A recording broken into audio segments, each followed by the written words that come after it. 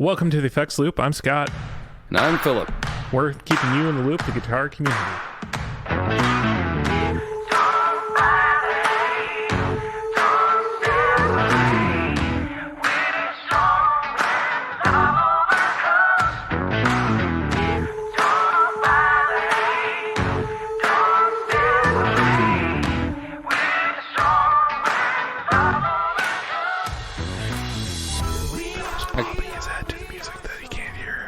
Oh, I can hear it though. And he's like, mad. He's mad. We're talking over it so much. No, I'm not, because I'm not going to listen to this episode because I'm in it.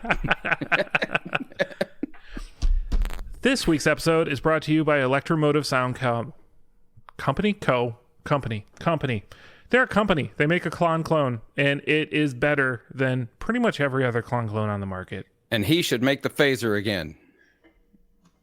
I said it out loud.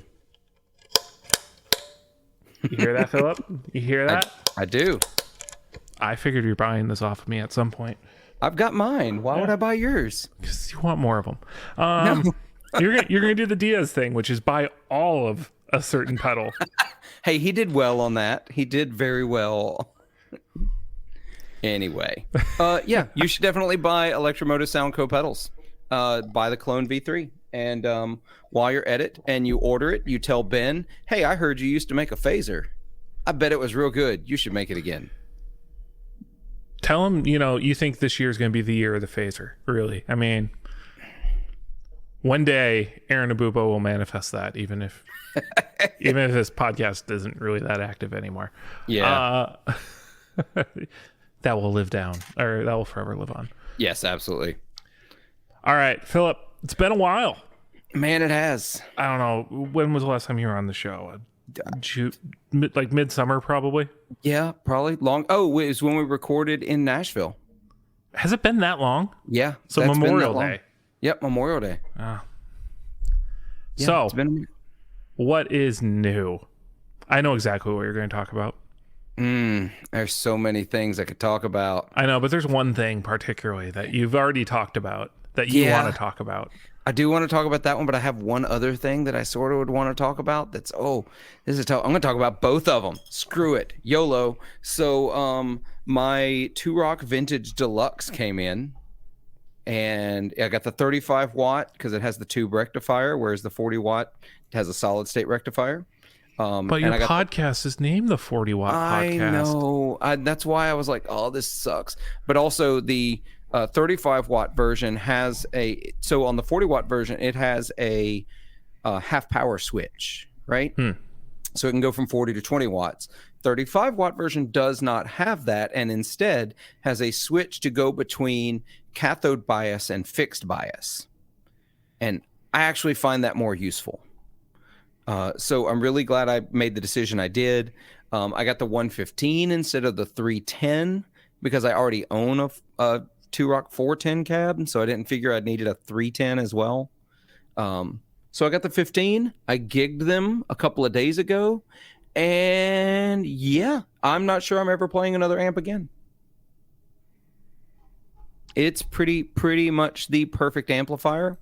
35 watts, great wattage. It's got it's a head, so I can change the speaker cabinets as I want to. It's got tremolo and reverb built in. It's got bias trim, which is my favorite tremolo.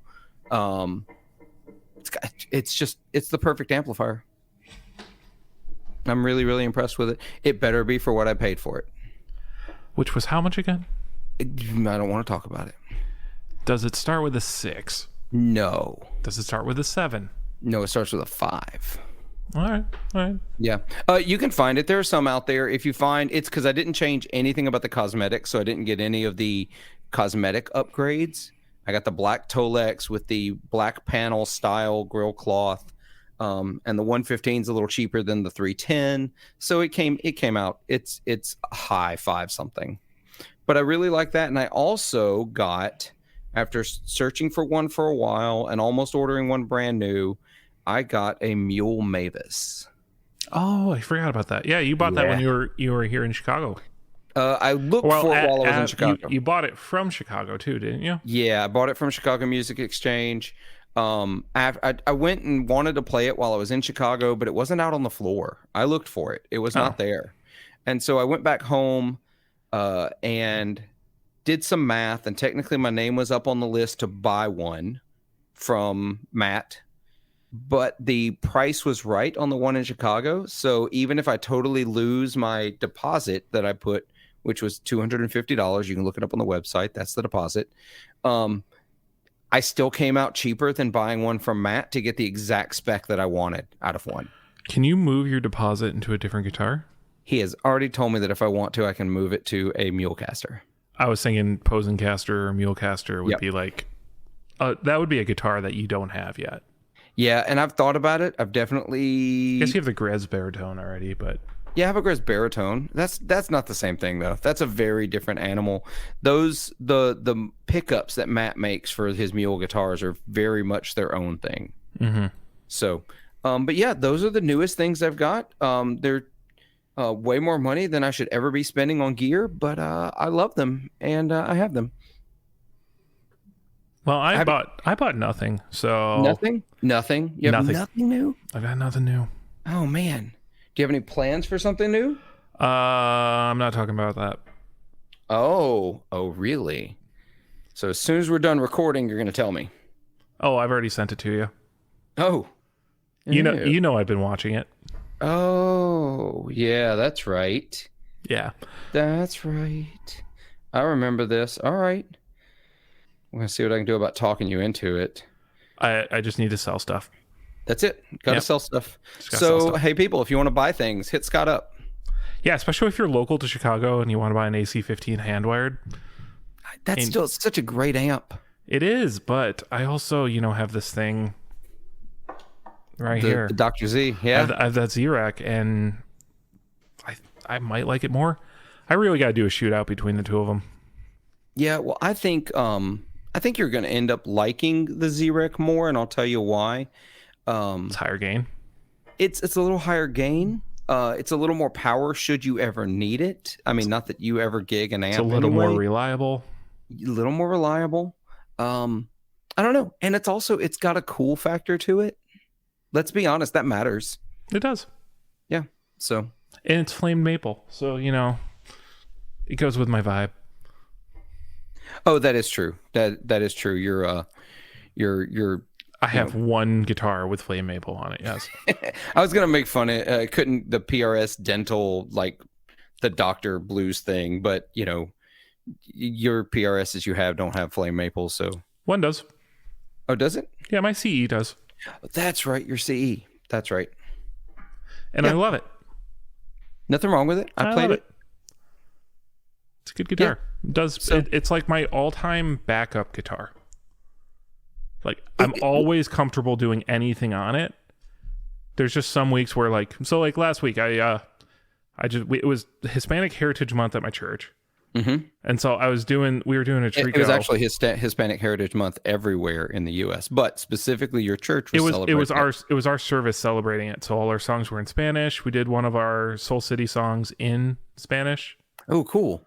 And then we did Trico and we did other stuff, and we had a trumpet player with us for that week. So I came in, I was like, all right, dude, here's the lead lines, you play them. And then I just started doing more traditional kind of just strumming styles. Yeah. So I brought a Strat because that gave me the pluck to do all the scratch strumming I was doing. So yeah, no, it's that you sent me some clips, sounded really, really good. And so did that, and then of course, what's in my bag with my Strat? The CE. PRS. Just because if something's going different, that guitar can do whatever I want. So I did a little bit I'm going to put air quotes around the term guitar teching for a guy who was playing a bunch of local gigs, but he just needed some help, getting his gear together, pedal boards. He was gigging, this is in the early 2000s.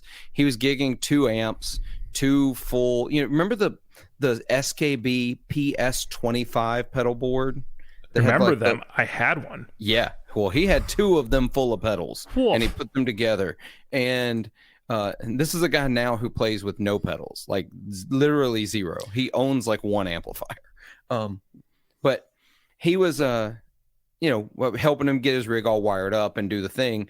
And I would tuning his guitars and restringing them because it's one of the things I'm actually good at. Mm-hmm. But he was gigging with a Strat, a Tele, and a Les Paul, and it's really interesting. He was the first time I ever had someone like really make me understand where the substitutions were, because he had like a whole hierarchy. He's like, if I'm playing the Strat and I break a string, give me the Tele. If I'm playing the Tele and I break a string, give me the Les Paul. Mm-hmm. If I'm playing the Les Paul and I break a string, give me the Tele. Mm-hmm. So it's just, that was the first time I really thought about it. But the PRS, those guitars kind of do all those things, or at least close enough, right? They get you in the ballpark. Yeah, their coil splits help a lot too. Yes. So. Yeah. So that makes sense. Yeah. So anyway, long story short, I haven't bought anything. So speaking of buying stuff. Yes. So are you going to buy a new delay pedal? Probably not. But Oh, I can see a few people lining up to buy this because Benson has come out with their own delay, the Benson delay. Originally supposed to be a Bucket Brigade delay, as they talk about in their development cycle, they actually wound up using a different chip with a lot of the same architecture to get a lot quieter and cleaner of a delay. And the fun part is they're making a hoot out of the fact that the chip they used was out of a old karaoke machine. I mean, you do what you got to do, right? Yeah. The PT2399. I watched the Josh Scott video of him playing this, and it sounds real flipping good. I don't care what they used for it. It sounds really, really, really good. It sounds unique. Yep. It's somewhere in that like weird void between an analog delay and a tape delay in the way the repeats. Yeah, I mean, technically it still is an analog delay. Actually, it's not a digital delay chip, is it? It's not DSP, but the PT2399 is a digital chip. So is a Bucket Brigade chip, technically. Yeah, but this is actually a digital, because I only know this because Josh Scott talked about it, and I trust him way more than I should. But he said it is a digital chip. Fair enough. It's a traditional Benson. So here's the thing: Benson basically has their font and their color scheme, and so I would be hard pressed to recognize if you have the Benson fuzz, the preamp, or the delay now, since they all come in the same size box. Yeah, that's true. I get that, but there's a sparkle to the delay, or not. Maybe it's not a sparkle, but there's like it's maybe a texture. There's a little bit of metal flake in it. Yeah, that's what it is. I like it a lot. Which foreshadowing, we'll see a lot of metal flake later. Well, this one's considerably cheaper considering it comes in at $279. Yeah, not bad for a boutique analog delay / digital delay. Look, I especially one that has some controls for some lo-fi, or sorry, not lo-fi, LFO depth and speed, so you can actually control modulation. Like I have an analog delay. I have the Mythos, the Oracle. No controls for that stuff. Like there's no modulation on it. It's just an analog delay. Yeah, and getting something that can go up to 1.2 seconds. Yeah, that's with big. Delay time, which I don't ever use that range of it. Like that's the sad part. I remember when I got the Tonal Recall. That was one that was really maligned for not having a very long delay time. Right. And then I realized I never actually used the max delay time on this thing, but I still went and red knob modded it. Even though you did not need it. I did not need it, but I did it anyway. Well, that's like the Mythos, the Oracle. I think it's got the typical 330 or 360, millisecond. Yeah. And I find I keep it, unless I'm specifically doing a slapback, I keep it dimed, and I could use another 100 or 200 milliseconds of delay time. Oh, well, there you go. It's again not a problem. Obviously, lots of people have used analog delays with that exact same delay time for years. But I found I'd like just a little more, just a touch more. So as you mentioned, 270. Yeah, 279. Yeah, $279, not bad. That's a great price. I believe also Benson just got picked up by Sweetwater, so it's a lot more available than it used to be as well. Really? Yeah. You don't say. Yeah. All right, I'm gonna have to look at that. Oh shoot, I still have a Sweetwater gift certificate. You do still have a Sweetwater gift certificate? So that would be a much cheaper than $279. Yeah. Yes, there is.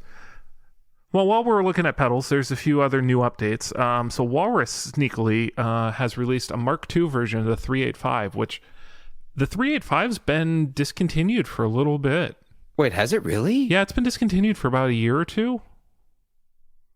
Oh, interesting. I wonder why. I thought that was a pretty good seller for them. It was, and then I think it kind of fell off a little bit because it was that projector amp style overdrive. The whole Blake Mills thing. Yeah. So this actually adds an extra foot switch to it too. So now you have an A/B switch for two separate volume, gain, and gain settings to move between. And one of them has a different internal voltage for more headroom and dynamics. So it is actually like checking out two different kind of circuits. Okay, I can get behind this. Yeah. Coming in at $250. Yeah.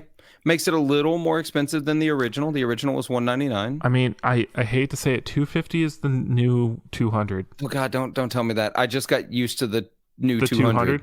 When you're used to everything being $180. Yeah, $180, $190, $200. But I did make a note as we were going through here because there's a lot in this list, y'all. There's no pedal below $249. That's it. Oh no, there is. I'm sorry. We are going to get to some. There's literally one entry at $199. Yeah. Inflation has come to the guitar market. I mean, this has been a long time coming with the tariffs that happened in the 2000 or whenever that kicked in. Was that 2020? It was before 2020. And then you had the gear crunch, and then you had all these things. So it's going to be a while. I mean, what's interesting is I don't know if I've gone on record saying this, but I have said it to Diaz. This is going to be probably one of the best Black Fridays in terms of percent offs. Yeah, we've talked about this. You did mention it on the show, but we've also talked about this off privately. podcast. Yeah, you're already seeing sales happen. You already saw Paul Reed Smith drop the SE prices for till the end of the year. You're seeing a bunch of guitars with a lot of backed up stock that they're going to start looking to offload because it's been a slower year, and production was really hot at the beginning of the year because people were buying like crazy before. I think be looking for not only Black Friday but on into the holiday season. I think Black Friday sales this year will extend a little longer than just the weekend. Yeah. So we'll see. I'm really excited. We'll see where that comes. Because it used to be so predictable. It was just like 15% off. Every pedal maker was just doing 15% off. Or 10% off. Or basically they're giving you the discount they give every influencer that hawks their pedals for them. Yeah. And then Walrus will do a special colorway for the holiday. Which are always fun. I don't get me wrong. I enjoy that part of it. Yeah, I think they put a lot of work into their different colorways because they're not just another color scheme. It's entirely new art. Yeah. So I do appreciate that, but I'm also not going to buy new one just for the art. I don't know of a pedal that I would buy extra copies just for different art on it. I did that. Yeah, you did. I bought a special edition Julia because I was like, the Julia is staying. Now I just want a special one. Yeah. Well, also I've watched in the gear groups, the one, I can't remember who it is, but there's one person in the gear groups who has every color of the plumes that has ever been released. It's like 15. There's always one. Yeah, he could do it's like those people that buy one of every color of like groats. Yeah. Or fireflies, or the firefly was a big one. Yeah. Don't get me wrong, I kind of want one of every color of the Squire Rascal bass, but I want all my Fenders to be the same color, but I'm a weirdo like that. Sunburst, it's the only color that matters. Sunburst, Torque Guard, that's my vibe. Yeah, I get it. It's how you got me stinking looking at an Isbell Telecaster again. When you made me realize, I'm like, oh, it's exactly what you want out of a Telecaster. Except for I want to swap the guard, but that's easy to do. Mine's behind me right now because I've been playing it all day and yesterday. But I So, also have a Titan that does everything I want out of a Telecaster already. So yeah, but you know what you don't have? A Telecaster. yeah, I'm good. Well, speaking of good, Eventide has brought out the new Riptide pedal that combines an overdrive with Univibe, sort of. It's Univibe, sort of. Yeah, I mean it's a digital, so it's not Yeah. going to do the true Univibe thing, and it's also, I don't know about you, but I have a little bit of Eventide fatigue. Yeah. So I'm having a hard time wrapping my head around this one, because one, I don't think of Eventide as an overdrive pedal company at all, so it's kind of off-brand. It's like, remember when Strymon came out with an overdrive pedal and everyone was hot on it for all of like 6 weeks? And I still think those overdrives get maligned because I think they're very good. They are, but it's just not on brand. There's just something with different brands where it just doesn't work out. Now, It doesn't feel. We're going to talk about something that doesn't feel right later about a brand bringing it out. But I'll also say this: this is not just for guitar players, because you've got a mono and stereo that are switchable on the backside, and it also has an adjustment for doing guitar or line level. Yeah, Which is immediately saying this is really for synth players to get some grit on what they're doing. absolutely, and that's fine. I think that's awesome. It doesn't excite me, one, because I'm a Univibe snob, and therefore I don't want a digital Univibe. One, and y'all can yell at me all you want. It's just I've tried a bunch of them. It doesn't work. And two, I don't want a single pedal that is drive and Univibe. I want them separate because I don't always want the same drive with my Univibe. So yeah, it's a commitment to the drive, isn't it? Yeah, because it's a commitment to that as a drive. You leave the Univibe there. It's really like so if the drive had like different flavor options or things like that, you might be a little more into it. Now it does have MIDI controls, which do help expand it, and especially at a $300 price point. Yeah, MIDI controllable stereo is actually a pretty interesting prospect. With the MIDI, but yeah. I also do like it has a kill dry option, so you can go full vibrato with the Univibe, and it's also got a switch for flipping the order, whether it's drive into vibe or vibe into drive. That's good. That's great. They give you a lot of options. I just do have a hard time getting excited about this personally. It's also, I mean, remember, it is also a digital pedal here with the Vibe. So it's not as buffer sensitive, impedance loading that you had with older, like, that's true, analog Univibe stuff. Yeah. I ever since I got my Sabatius, though, I've been like, oh, this is what Univibe was always supposed to sound like. Yeah, I tried with the Unicorn and I could just never really get it right. Also a good pedal. Once again, good pedal that's just not my vibe. Oh, pun intended. Oh, you did it. Yeah, I did it. Anyway, so speaking of did it, Maris did it.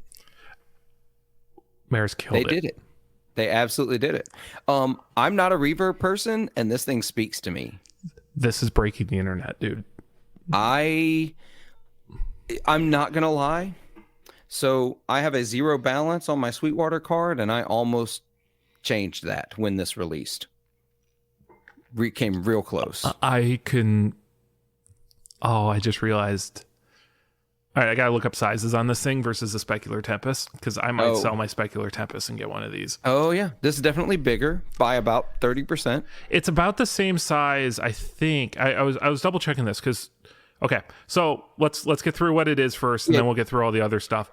So Maris has released the Mercury X modular reverb system. So if you remember, there already was what was it? The called? Mercury. It was just called Mercury. Yeah, the Maris Mercury, which is arguably one of the best sounding reverbs out there. Yep. Albeit a little limited, and the UI is a little clunky. Mercury 7. I'm sorry, Mercury there was 7, a number that's what, after. Yeah, there it is. So the Mercury X takes the LVX platform that came out with their delay, with all the modularity that you can add to it. And when we say modularity, it means there's different DSP factors that you can kind of sub in, sub out. So you can add modulation, you can add all super tweakable algorithms. Yep. This takes that platform and makes it for reverb, as well as adds a bunch of new algorithms to the system, because it was There were some stupid names that they had, like the Cathedra, I think was one, which was the Cathedral Hall, and there was a Ultra Plate were the ones that were there before. And so there's 6 others now. Doesn't it also include the ones they designed for the CXM and the Chase Bliss? Mm-hmm. Yes, it's now. In there. Don't get me wrong; it comes in cheaper than the Chase Bliss, but it's getting close. Yeah, it's $600. This is not a cheap pedal. No, this is. You better mean it. But I really, really, really think, and this is not me being hyperbole or anything here, you finally have something that might unseat the Strymon Big Sky as the Halo reverb.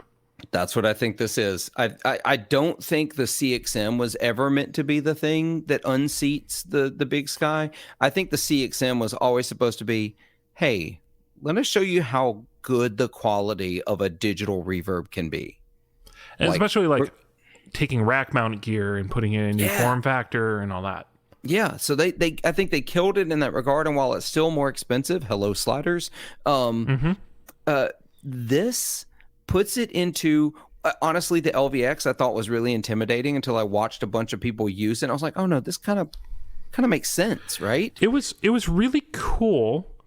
I will say the person I knew and I heard a lot of LVX usage from didn't understand the concept of simplicity.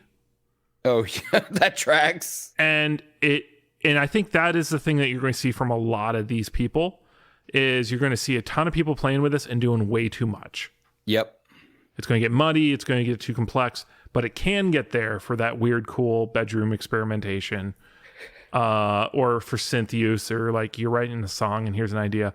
Guitar players probably need to stick to the presets and stay really simple with some of the stuff, but there's some cool options in there.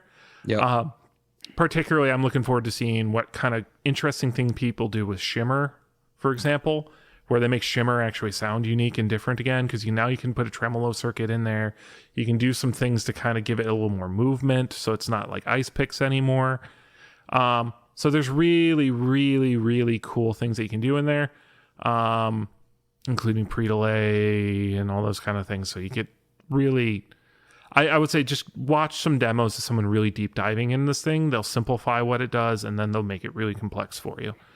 Yeah. So, and all the natural things, stereo in and out. You've got MIDI control, USB-C. Actually, here's a fun question. What's the power requirements on this? I had that pulled up, so I could have told you a minute ago, but now I don't have it pulled up. It can do up to 2.5 seconds of stereo pre-delay. It's 9 volt, 300 mAh. So it's not even that power hungry compared to everything. It's not that power hungry.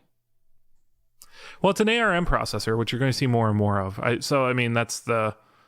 People are writing algorithms now instead of using like Shark and spin chips. So you're actually starting to see that next generation stuff. Mm-hmm. And what's also fun is ARM probably means plugins are coming. Oh, yeah. Well, I'm really interested to play synth through it because the reverbs on my Moog and my Korg are good. They're not anything to really write home about. So I don't know. Yeah. It's really, really, really tempting. The LVX has been really tempting for me for the last few months too, but I haven't done it yet. It's a lot of pedal. It's a whole lot of pedal. It's a whole lot of pedal. Also, though, surprisingly, it's smaller than a Big Sky. Is it smaller than the Big Sky? Mm-hmm. I've not compared the LVX to the Timeline or anything like that. So, yeah. So let me put it this way: a Strymon Big Sky is. Sorry, I saw a picture where a guy was holding two of them next to each other, so that's where I say that anecdotally. No. Here's how you do this: you go to Pedal Playground. I'm on it right now. So it's the Big Sky is 6.75, so 6 3/4 inches wide. The Mercury 7 is actually 7 1/4 inches wide.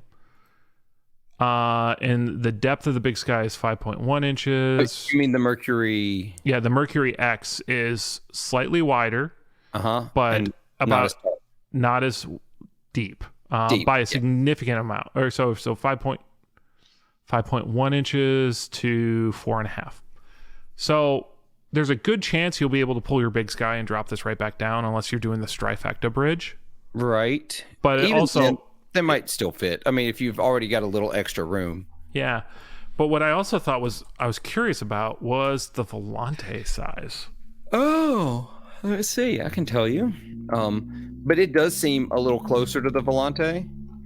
Ooh, it's longer than the Volante as well. It's a quarter of an inch longer than the Volante, but it's basically the same size as the Volante. Yep. Okay. I like that. Which, since it has four stop switches, they might be a little too close together. They are too close together, but it's a lot of it is about hitting two at a time. Mm-hmm. So there's goofy things. There's a tuner in here. Yeah, I saw that. I was like, tuner, really? In your delay pedal? I think it was just an algorithm just to throw in there for fun. Interesting. I don't know. We'll see. You want to buy one? I'll buy one. We'll be Mercury Bros. I don't want to pay that much for one, but I don't either. Maris will talk if you want to work out something. Yeah, come on. But yeah, I really think this is going to be that next generation thing that will knock the big sky off.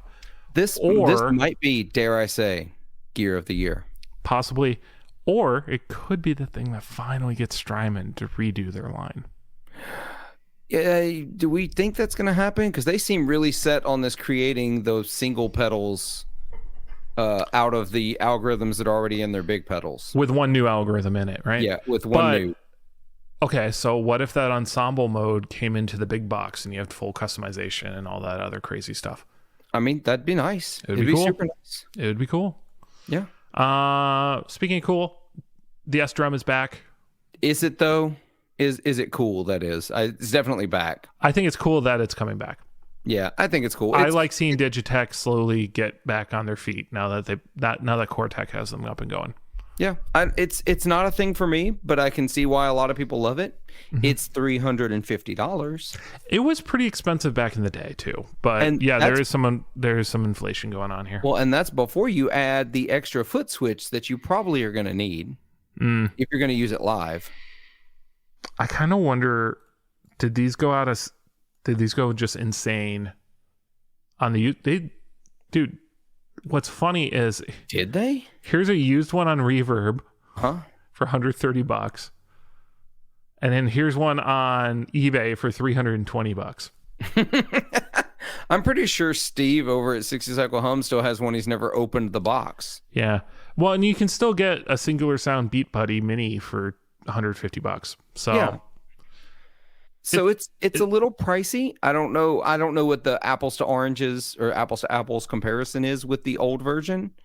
I'm sure this has some new things. I mean, you can get one for parts for $50 on Reverb right now. I saw that.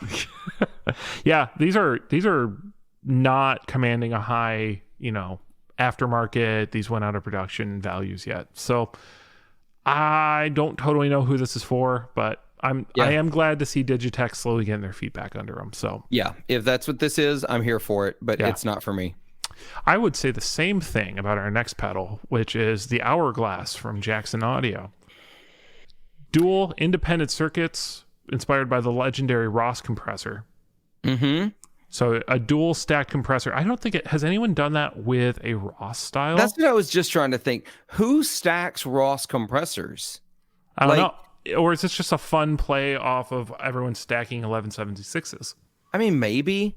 I'm sure look, Brad has already proved over at Jackson Audio, he has proven that he can do pedals, that he can make good pedals. I've played some of the stuff he's been putting out, and they're really, really good. The compressor game is really hard for me because I either want super affordable and approachable things like the Dynacomp. I still think the Dynacomp is great. If you want a fancier Dynacomp, buy the Keeley 2-knob, and you can go get those used for dirt cheap. What's the lowest one on Reverb right now? Keeley 2-knob, probably hovering around $100. $74. Wow. $74. I'm still surprised he never really raised the price on that thing. He said he would. Yeah, he did. Here's one for $90. Let me fix this. Low to high. Here's one for $70, $69. That 74, by the way, is with free shipping. Yeah. Do you think so? Ross compressors are usually a 2-knobber, right? And so this has a blend control, which is actually fairly unique.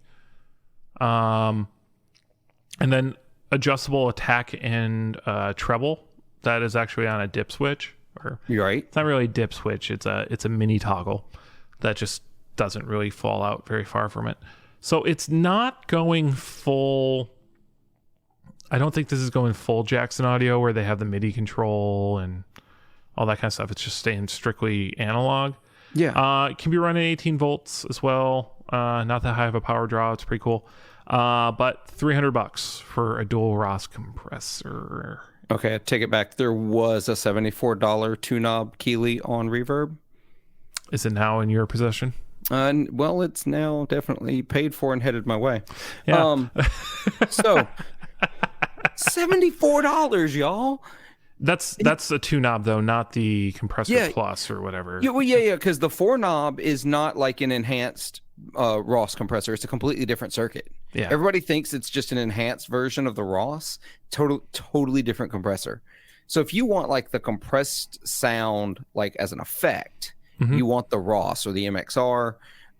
That's why stacking two of them feels wrong. It's not like the transparent compressor in 1176 that just sort of changes the attack and the release on as you put two together.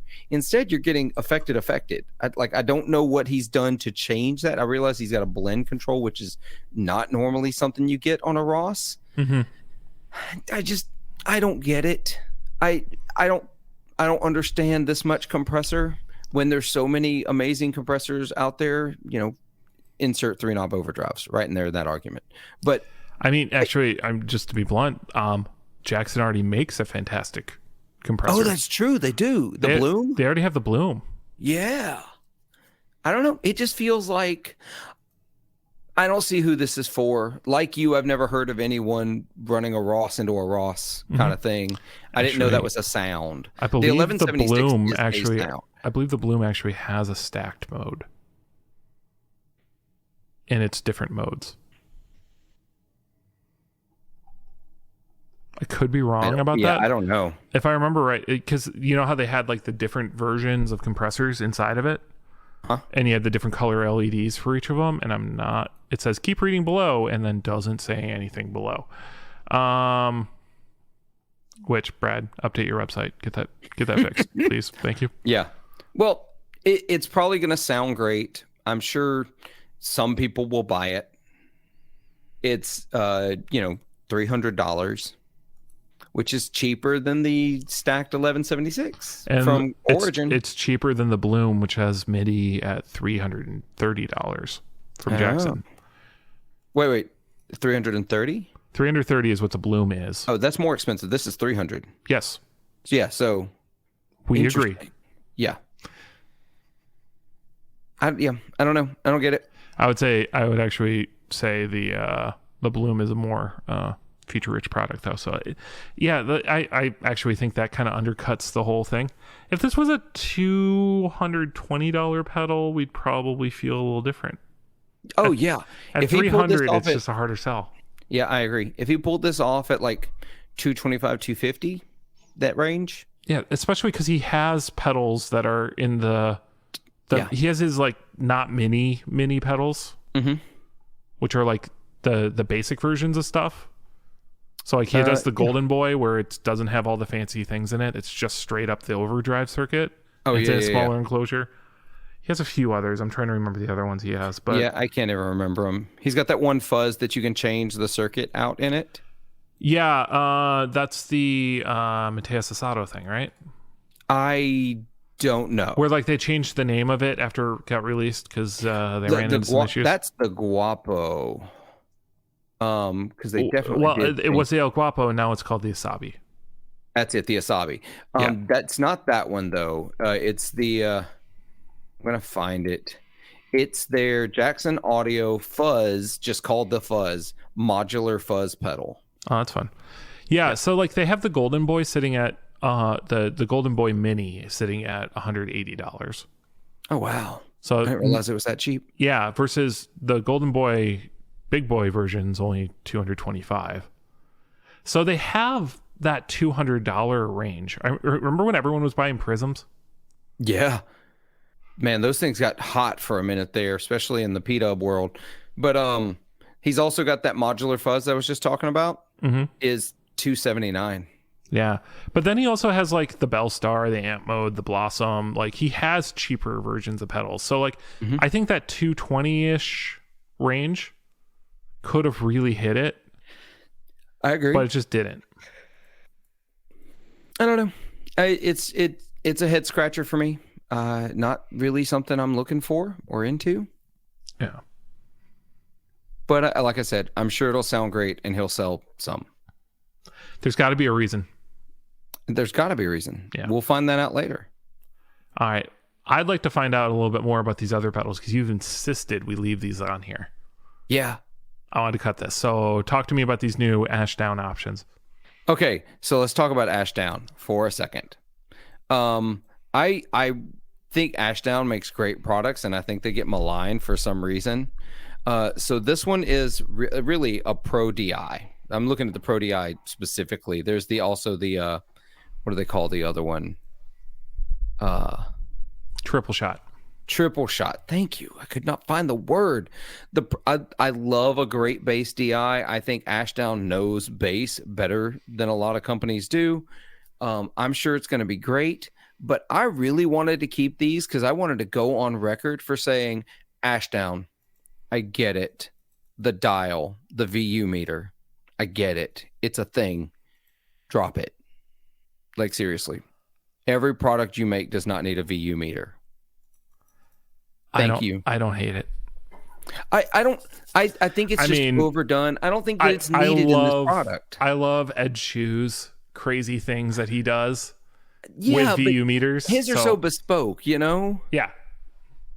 This is like, I don't know. I feel like, every time I see this specifically, these VU meters, I think to those really cheap art preamps or the tube DIs that weren't really tube DIs. It was just an LED behind the tube. I think it makes them look like less quality than they are. And also, if it inevitably is just like a dead, unworking thing. Yeah. But there is just something about, if you go to Ashdown's website, they have monitor speakers with a VU meter in it. They have a coffee mug with the Ashdown VU meter on it. It's their thing, and I get it. But seriously, I get it. let's no. But other than that, I did listen to some videos on these when they came out because Joe Branton over at the Guitar Nerds works. He does some advertising for Ashdown, and so I wanted to check them out. I'm not as into the triple. Oh my god! There's actually 4 of them. Are there 4? In this range? Yeah. I thought I'm only seeing 2. Well, so I think 2 of them are for bass, and then 2 of them are for guitar. Okay. But the series clearly has 4. So if you go to ashdownmusic.com, so you'll see the Pro DI, which is as of today of recording in American prices on Ashdown's website is $311. Oh, that's better than what's listed here. Yeah. The Ashdown triple shot is $207.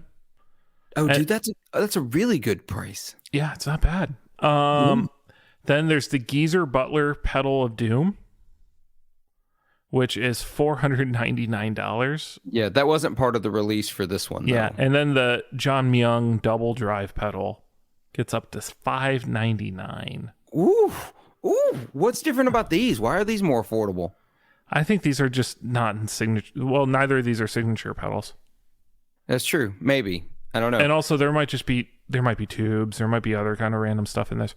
I will say also at $311, you're in the microtubes area. What else is kind of competing with this? Is that Ampeg one? What is it? SGT DI. Mm-hmm. Yeah. The SDR-DI is 280, so that's close to that territory. Yeah. This is how many? 1, 2, 3, 4, 5, 6, 7, 8, 9, 10 different knobs. It's a lot of knobs. It's a whole lot of knobs. It's an amp on a pedal kind of vibe. Yep. Valve emulated overdrive, so it's not doing valves. Yeah. Proper transformer isolation DI. I think it's going to be a great product. It is higher end, I think, but I think it warrants it. I think they make. I played a Ashdown CTM 30 recently, and I was blown away by how great it sounded. So I think people sleep on Ashdown, especially in the US, and they really shouldn't. Their distribution's a little rough. Yeah, and they don't actually do direct sales from Ashdown. You have to go through a distributor. Okay. So there you go. Yeah, check it out. Check it out. Also, things that you might want to check out. Schecter has essentially brought back the blacktop baritone. Where did I go with that one? The blacktop baritone Telecaster, which Fender discontinued in 2015-ish, and had definitely shot up on the used market.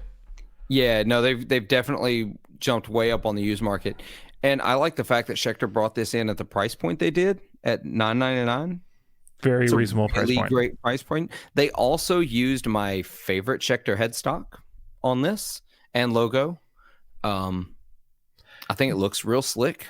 Block inlays, binding. It's like a bluish matte black kind of a color for most of it. Black pickguard, matching headstock. The only thing I don't like is I don't like the control layout of volume 3-way switch tone. Yeah, I don't know how you don't knock your pickup switch then. Yeah, because if you're doing the thing to get the Strat volume position, I feel like I'd just be constantly knocking it. Yep, 100%. I don't like that, but other than that, I think it's a killer looking instrument. And unfortunately, it's not on a plate. Right, you can't just flip it around. It's in the body, like Jackson style. They didn't consult us in the design process, and this is what you get. It is a 5-way switch. Oh, so it does some splitting and something else. Because it's just a dual humbucker. I don't think we said that out loud. Yeah, whereas the baritone Strat was actually a HSS loadout, which is also crazy looking.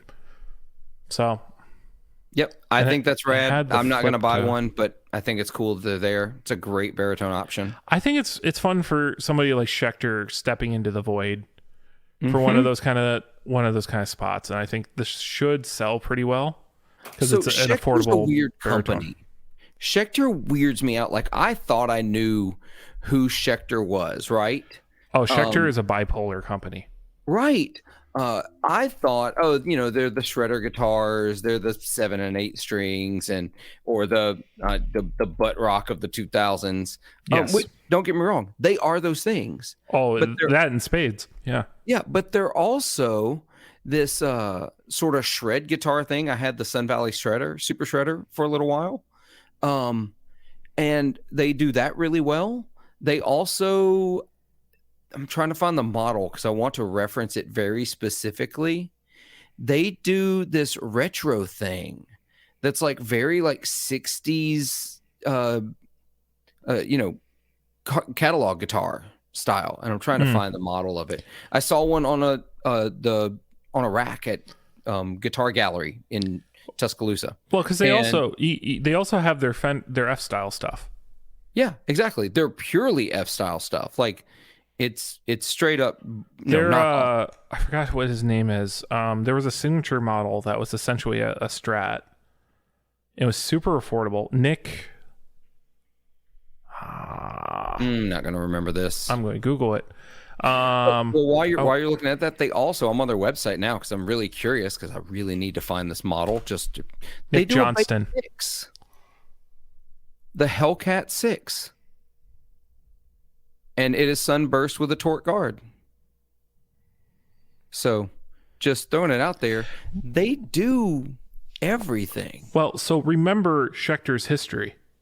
Schecter was one of the first parts companies for Fenders. Okay. Yeah, that makes it track. That's what they did first.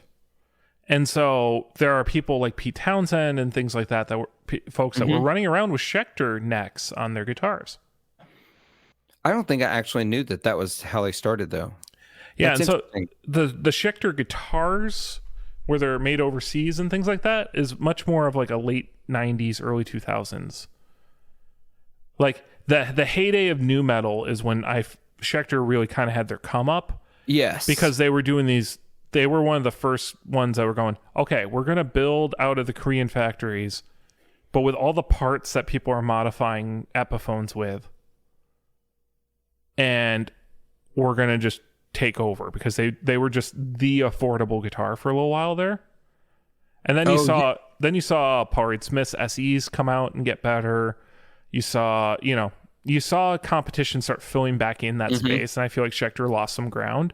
Yep. But there was a hot moment where a bunch of the new metal acts were running around with Schecters.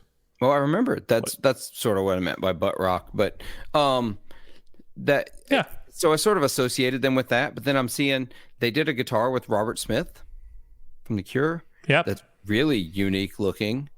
I don't know. And now they're building guitars out of the US too, so they have like $3,500 guitars that are like nitro finished strats. And I found it. The Ultra 3. The Ultra 3 is this like weird, like offsetty looking thing, but has the raised center like a Firebird, and control plate like a Mustang. Yep. It's like that thing. And it's got a German carve around the edge of it too. This is if I didn't see the Schecter headstock on it, because it does still have that ugly Schecter headstock on it. It does. I would have sworn this was like a Eastwood. Yeah, exactly. And that's what I thought it was on the wall when I saw it. I was like, oh, it's an Eastwood. Wait, does that say Schecter? And this guitar, I realize this is not even the guitar we were supposed to be talking about. This is an $1,150 guitar. It's a great instrument. Yeah, I mean, it's sitting just under that like Revolta price point. Yeah, this I could see on a rack next to a Revolta.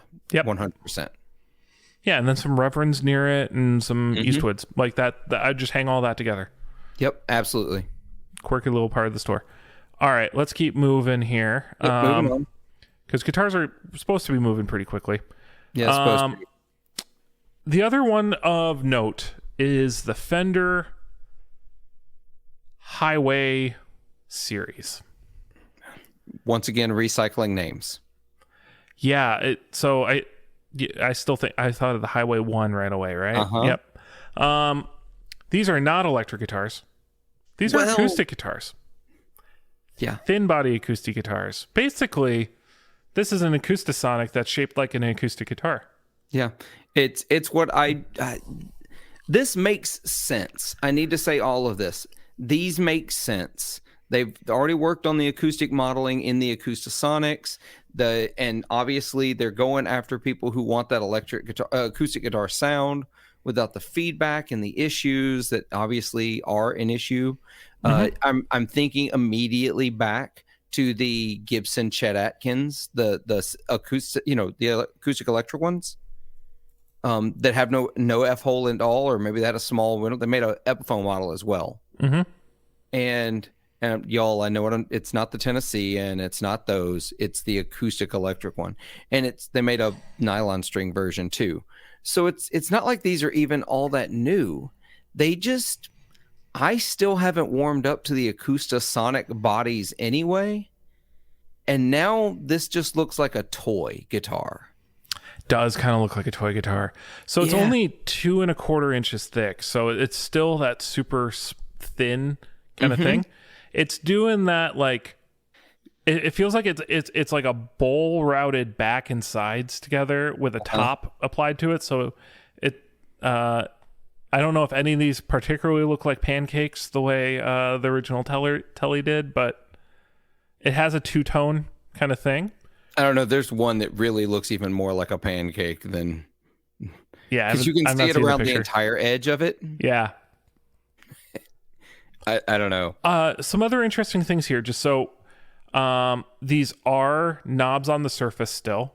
Mm-hmm. Aesthetically, that's kind of just not working with me. Yeah, I hate it. I hate it. I think that's part of my issue. A 6-in-line headstock still looks funny on an acoustic guitar. It just... I don't hate that as much. Okay.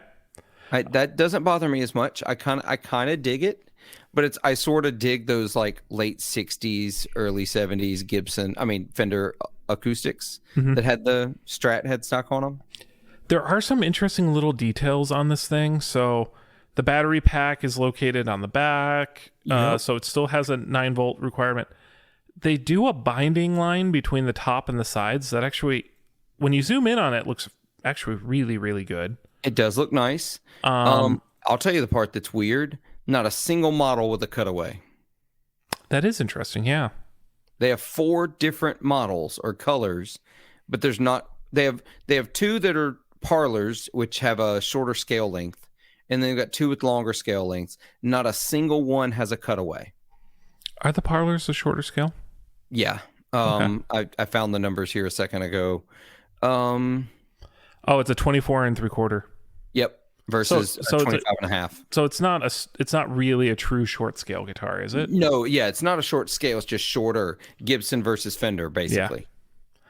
Whereas the Dreadnought shape is the 25 and a half. Yeah. Right. So, yeah, my real issue is you built this guitar that can be played, more effectively for an acoustic sound in an electric scenario, and you didn't put a cutaway on any of them. Yeah. It just feels like that's a real miss. Yeah. No, I've seen a ton of people with Acoustasonics. They've been super popular, and like, who was it? Or maybe that's why they didn't. They're like, if you want that, you can get the Acoustasonic. Maybe, and that could be the whole lead guitar player thing, because if you also would then want the electric pickup to go hop to it. Yeah.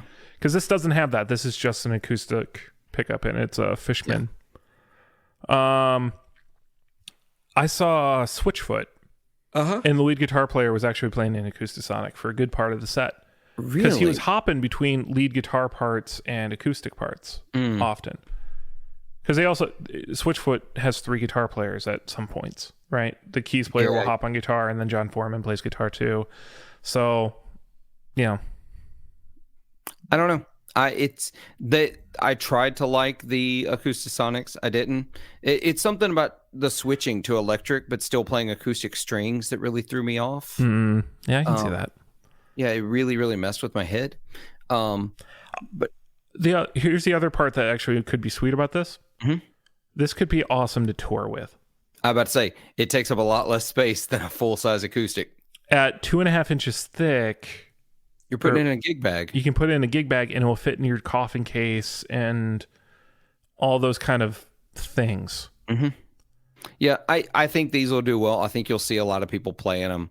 I probably won't be, because I don't know. I'm an old man. It's fine. I think a lot of people will play them because you did. I've seen a lot of the Acoustasonics out there, and that really surprises me. You know what's also interesting is they took a little bit of a hint from Taylor. Oh, really? So there is a magnetic pickup in the guitar right at where the neck and the sound hole meets. Oh.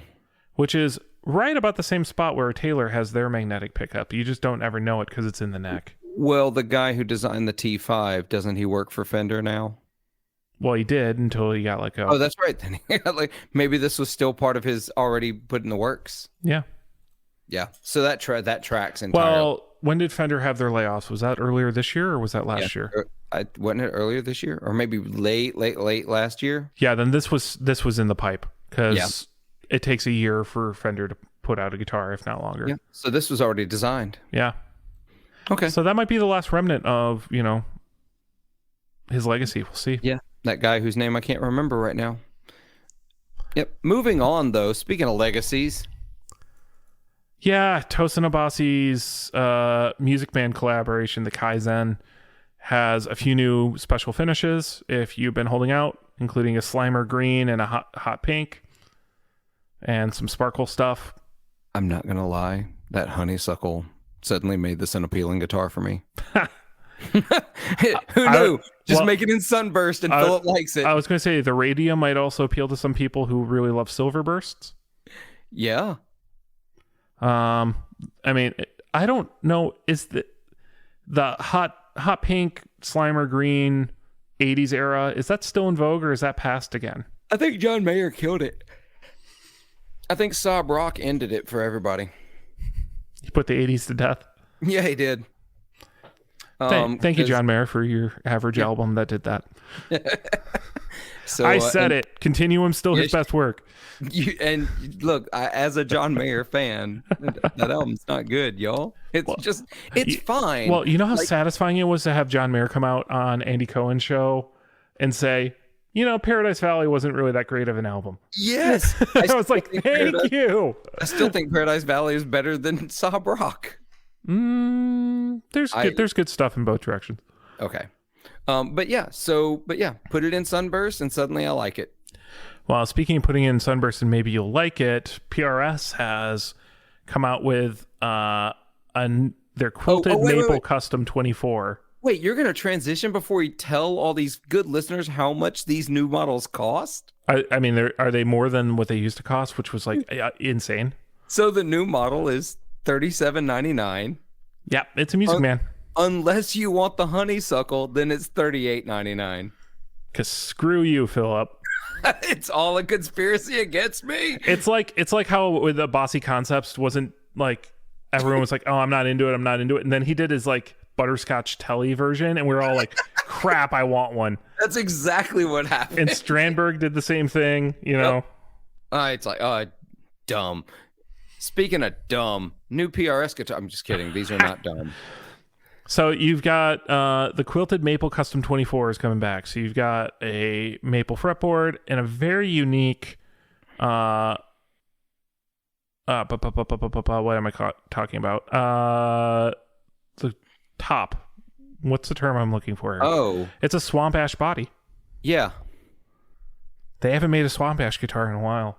That's because nobody could get it. Yeah. It Fender was dying thanks to some Beatles. And so this is the first SE line that has a swamp ash body. Which is interesting because I don't seem to recall that issue being cleared up. Well, so here's the thing. Swamp ash is probably a vague term. Oh, yeah.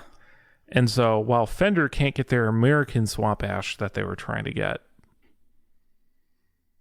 Indonesia probably has a source of some type of ash that still allows it. It gives them that look. Yeah. In fact, swamp ash doesn't even refer to a specific species. Yeah. It's just, yeah. It's like Carina. Where can you find Carina trees?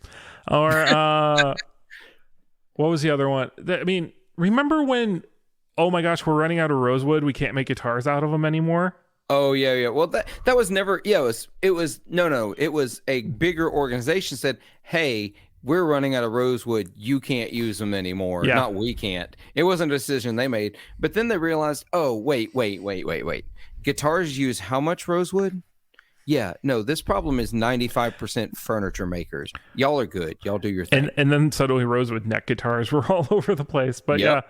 yeah, and I would also say part of that also has to do with the fact that a lot of guitar builders now own the wood market. Mm-hmm. Bob Taylor. Yep. Well, Bob Taylor went after wood nobody wanted.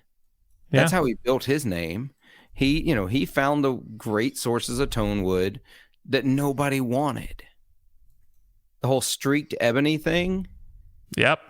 Which I actually like streaked ebony more than I like regular. I like both, but I think both have their place depending on the guitar or the instrument. But I really, really like streaked ebony. So yeah, I think these look rad. What are they? I got the prices here somewhere. I think they're about $800-900, right? Yeah, there were 3 different models: $699, $849, and $999. Yeah. So I mean, it's fine. I'm glad they exist. The SECE 24 is $699. The SE Swamp Ash Special is $699. It is really hard to say Swamp Ash because the alternative is a thing. And $999 for the SE Custom 24 Quilted. Honestly, I think these are sick. I think they look great. And also a CE24 SE. Yeah, that's a big deal. That's a big deal. I know a lot of people really, really like those. I'll be honest, I really like the Swamp Ash Special. I think it looks great. But if I'm going to get a PRS, I know what I'm getting. So, yeah, this is a change of pace guitar for you now. Not the like, if you're getting a PRS, you're getting the PRS for you. Yeah. All right, one last of the refins or new finishes. Fender has the new Waste Bucket Sparkle that is exclusive through Chicago Music Exchange for custom shop builds. It is the most glitter I have ever seen on a guitar. Like, yes, takes bowling ball to a new level on kind of a silver gray kind of a thing. It really does look like a paint bucket. This is literally Fender selling you their glitter they can't use for anything else. That's what this is. It's literally called the whatever bucket. Waste bucket, yeah. Waste bucket. It's the spillage from spraying all their other sparkle finishes that they can't use because it's all mixed in. So they used it to do this. And then they want to charge you. Wait a minute, listeners. Hold on to your horses. For a Telecaster, $5,960. It's a custom shop tele, though. It is a custom shop. It is a custom shop instrument. So understand there's a premium for that. How much? And it's relic. Yeah. How much is a custom shop Telecaster? These aren't relic, are they? Yeah, they're journeyman relics. So there's just slight, like checking. It's the finish is checking. It's a break-in process. Yeah. So $6,000 for a Strat and $7,000 for a Jazzmaster. No. Are you looking up what a regular custom shop is? Yep. Yeah, because I was wondering. I mean, I'm seeing $5,500 for which model? Custom shop Strat. Okay. Custom shop 61 Strat heavy relic. Okay. So is that, and that's the new price for it? Yeah, a 63 relic aged is $49. Okay. So it's not that much of a premium on top of. Well, they're marking it up for between those two prices, $700 to $1,100 for a sparkle finish. Sparkle finish, custom pickups, something else. There's a few other limited run, yada yada. That's what you're paying for, right there. Painted Limited run headstock. is what you're paying for. Yeah. Also, the Jazzmaster has a matching headstock. Yes. Yeah. I'm a sucker for that. If this were a blue sparkle, we might be talking. No, we're not. I would never be talking about a $7,000 Jazzmaster. Also, maple fretboards just don't do it for me. So same. All right. So where are we now? I just did something. What did you do? I hit paste accidentally. Positive Grid has now added a 140 watt extension cab for the Spark. Okay. It's an FR cab that does look like a guitar cab. Yeah. So plus is there. And it's, do we see the price on it? Yeah, it is $269. It's not bad. People were buying head rushes for like 300 something. That's true. That is very true. I don't know. I just don't get excited about the Spark stuff. It's got a USB-C and DC out, so you can actually power the Spark, a tablet, or your phone off of the off the powered cab. That's a bonus. I think this is a legitimate thing if someone's looking for an FR cab that looks like a guitar amp. Yeah, absolutely. Or you know what it could be? It could be kind of a cool, if you wanted to do something goofy with it. Instead, buy two of them and treat it like an amp stack in your living room, but it's your stereo system. That could be fun. Yeah, it's just fun, and which is what this is. I can't take Positive Grid seriously. Yeah, also, 140 watt class DFR-FR might not be that loud. No, it's not going to be very loud. So, but it's fine. I think it's kind of cool. It could be fun. You could do something goofy with it. Wire a whole bunch of them. Actually, buy a bunch of them and run them as your surround sound for your home stereo. Do something really goofy. Yeah, fair enough. Speaking of doing things goofy, Digit Music has announced that they're making a new MIDI controller that is in a joystick format, allowing you to do, of course, all sorts of weird new things that will allow us through MIDI controls and things like that. However, also it allows accessibility, so people with control issues with their hands, not anyone with a disability, will actually have an easier time creating music and controlling music using something like this versus other types of control wheels or things like that are a little more tactile and a little more nimble. This will allow some more gross movement and could open up some opportunities for people that might not have the opportunity in music. Yeah, no, I think it's great that it exists. It's like I would really need to dive in and understand all about what the joystick could do, like because me and MIDI have a very passing relationship.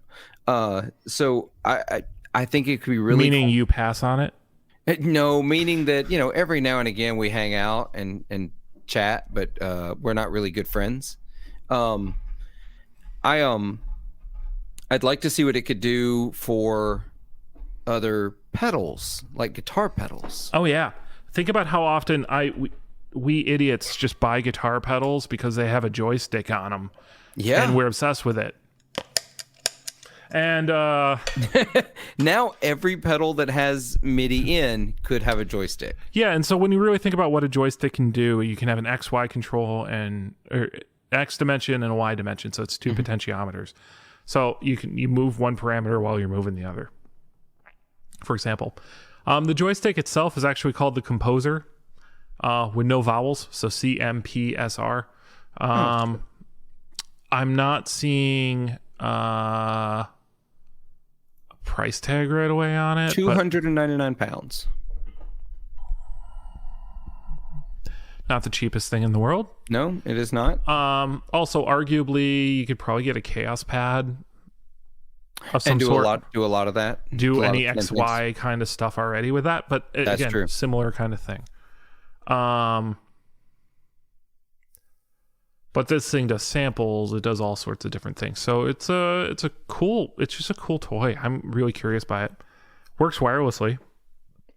Well, or via USB. Yeah, because it's battery powered. So it'd be cool to like throw this on a guitar near the strap and just do spaceship noises on a delay pedal with it or something like that. I was thinking you could bring in and out the decay and the tone on a reverb on an XY. There you go. I think that could be really, really rad. So tons of options. I really look forward to seeing what people do with it. Yep. Agreed. I won't be one of those. Okay. Speaking of people I will not be one of, Joe Bonamassa's 51 Fender Nocaster pickups have been released by Seymour Duncan. I didn't see a number on it. It's 350. Not crazy for a set of pickups. It's a neck humbucker and a bridge telly for a Nocaster. It's a lot of money for pickups. They're going to age the first 250 with a fun cue the people waiting to find out when they're making 251 to order them. Mm-hmm. They are being made by Maricela Juarez, the famous winder, MJ, and the custom shop. So they're going to be fantastic. You just like we're just all so sick of Joe Bonamassa gear that we're just like, that's it. I don't even dislike Joe Bonamassa. His music's fine, whatever. It's not my thing. For those of you that thought just because I play blues I'd be into Joe Bonamassa, mm-hmm. I got a lot of news for you. But the man knows gear. Mm-hmm. If he knows nothing else, he knows gear and tone and the minutia of all the things. He has forgotten more than I will ever know about vintage gear. Yeah. And so they're gonna be great. But it's also one of those ones where it's like him Slash and frankly Kirk Hammett now. There's all these like, oh, well, here's another guitar from my collection. Let's make a signature model off of it. Remember the Gene Simmons days? Yeah. Now, having said that, if you didn't get a chance to buy his $8,500 signature model in 2021, it's the same pickups. Oh yeah. God, that guitar. I don't know. I can't fathom spending that much, but some people do. Some people do. Now, also, a Telly with a PAF in the neck is a sound. People love it. It is. That's the whole early Jeff Beck thing. And getting ones that match well together is hard. Yeah. So I used to be a member over at the Seymour Duncan forums, and there were a lot of people trying to figure out the balance. And like, I remember, man, I had an ASAP Blues Boy, and like both pickups sounded great, but they never sounded great together. Yeah. Like they'll be like, oh, well, what you got to do is you got to take the pickup out. You got to unsolder the cover. Then you got to pop the magnet out of there and swap it out with an A5 and flip the polarity on it and then put it back together and it's perfect. It's like, man, those people get nerdy about their pickups. And it probably doesn't actually sound better. It's just because they did something to it. They think it's better. It sounds different. Mm-hmm. Like, I really think I come down to that with a lot of pickups. No, I'm talking about once you reach a certain quality point, not even price point, but quality point on pickups. I think at some point they don't actually sound better or worse anymore. They just sound different. Mm-hmm. And it's so minute. And I'm not ever going to be one of those, well, the audience can't tell the difference. Because I understand the connection to a sound. And that's about the player getting the most out of the instrument to be able to play the music they play, so it doesn't matter what the audience. We literally don't play music for audiences. People who say they do are lying. They don't. You play music because you like playing, making these sounds and making them with other people, and you're doing it for you. And if you don't enjoy doing it, you don't want to do it. So it's not for the audience. And there are going to be people who claim like a massive difference in slight pickups. But when I changed, for example, I got my Novo. When I got it in January of 21, I found a set of the Amalfitano pickups that they used to put in Novos, right? Mm-hmm. And I swapped out the Fralins for the Amalfitanos. Ask me how much difference I heard. Not a damn thing. And so I just left the Amalfitanos in there because I didn't want to have to redo the wiring, and I sold the Fralins. But some pickups, yes, you change output levels, it starts to make a big difference, but there's not a lot that you can't also turn around and change by changing pickup height and a bunch of other stuff. So they'll sound good.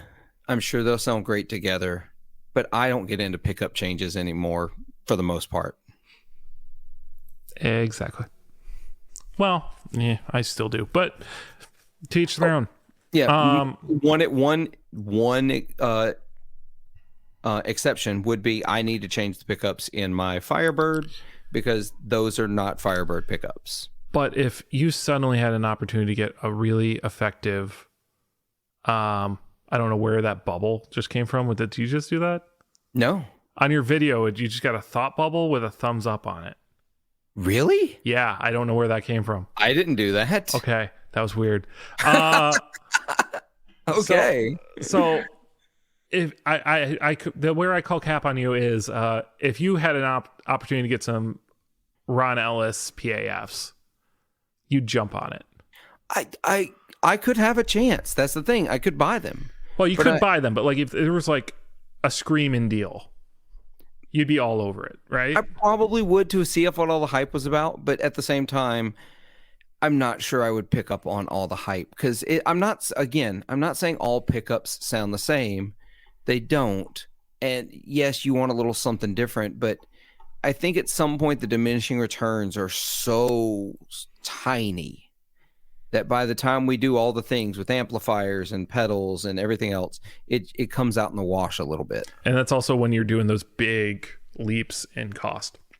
Right, exactly. That's a different thing when you're talking, oh, I'm going to buy this set of $280 humbuckers because they're supposed to sound better than this $300 set of humbuckers, and they sound like humbuckers.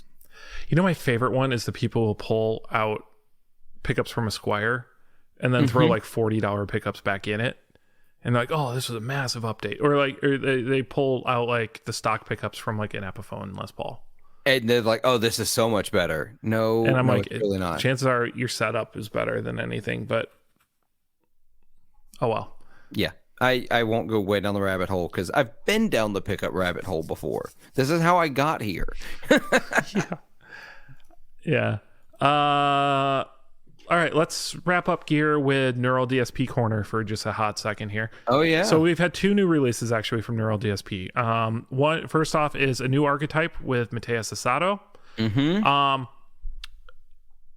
I think a lot of us are like, oh, yeah, I like Mateus' style. That's cool, another plugin, yada, yada, yada. I don't think we realize that this is the first Neural DSP plugin that's basically a Fender, a Vox, and a Marshall in the box. Oh, that's interesting. And as of today, I think I read, don't they have a 20% coupon for it? Yeah, they're running deals. Yep, they're running a deal right now. So, which actually leads me to believe that launch sales were not good for it. Because they have never discounted a new plugin that I can recall. When I've bought all of the Neural plugins I have on one of their sales, and there's always an exception for whatever the most recent one is. Yeah, I'm really surprised this hasn't blown up more than it has, because it really is your one-stop shop for a lot of people. Two overdrives are in it. You can probably guess what those overdrives are: comp and a mod pedal. It has a standalone tape echo simulator, which is kind of one of its key kind of like plug-in kind of things that's also showing off. But I would just simply go back to those amps. Great edge of breakup in gain tones with a Marshall, a Vox, and a Fender. All in one box. I think their problem though is Mateus Asato. So he's an incredible guitar player, but the demographic of people that want to get his sound are smaller. Yeah, I think his market, it's one of those ones where like all the guitar players know about the guy, but they don't necessarily know his music. Well, he doesn't totally have his own music because he's more known as being a hired gun. And it really is the YouTube, or sorry, the TikTok, Instagram reel guitar player neo soul thing. Yeah. I remember when it all hit, it was all Instagram at the time, pre TikTok, but and I just don't think a lot of people I don't think the masses lean towards his sound as much as they appreciate him as a guitarist. Yeah, I don't know if his endorsement moves gear the same way. Right. A similarly still under the pop radar guitar player like, say, a Joey Landreth moves a pedal. Right. Or, Ariel Posen's actually kind of avoided doing too many endorsement deals. Right. He's had the pedal, the guitar. He's had the broadcast and the mule. Yeah. And I don't know how big of sellers those actually are, more than they are just like brand builders. So, and he was Mateus was already a Neural guy. So, yeah. So he's been in that ecosystem. But I just don't think it has the same pull. But I also wonder how much more of these archetypes we're going to see. I don't know. I think I have not been blown away by the archetypes. I've tried a couple of them. Granted, I haven't done all of them. But the standalone amps, those are the ones that I feel like Neural's killing it on. Their Mesa, their SLO, their Tone King. Yep. I have all three of those. They also have there's another one over there. I don't remember. Yeah. But yeah. Well, and also they have said the Plini is going to be the first one that finds its way into the Quad Cortex, and it's in the works. Right. And they're saying end of year right now. So I could also see some excitement about these things more once these are running on the Quad Cortex. Because I think you might see a surge of people buying them, Like, I've avoided buying any of them because I'm like, well, I don't want to just run this at my computer and just my computer. If this ran on the Quad Cortex, I might be more inclined to start paying. Oh, sure. Well, I bought them because they run these crazy deals on them, and so I'm like, oh well, for I wasn't willing to pay $99 of $159 for the plug-in, but you're running a deal for $49. Okay, I'll buy that. Yeah, I'll fool around with it. Yeah, exactly. And so that's what they are for me. I've been playing them the last few days actually, and just really really enjoying the Tone King again. But I think Neural knows what they're doing, even if I've gone on record not really being into the Quad Cortex, but I think putting the plugins on the Quad Cortex might be the thing that could win me over. Could be, because I see whenever you jump to a modeler, I really see you jump into a profiling modeler. Yeah, because you'll want your amps, you'll want the safety blanket of what you've built. Yeah. And also because you have killer amps. So I do have way too many great amps, and another one still in a cart that I need to think about at some point. In a related topic, while we're still talking about the Quad Cortex, the desktop controller finally came out in an open beta. It is a downloadable app. There's no real anyone can go and download the app and play around with it. Full control. It requires a USB connection to the unit.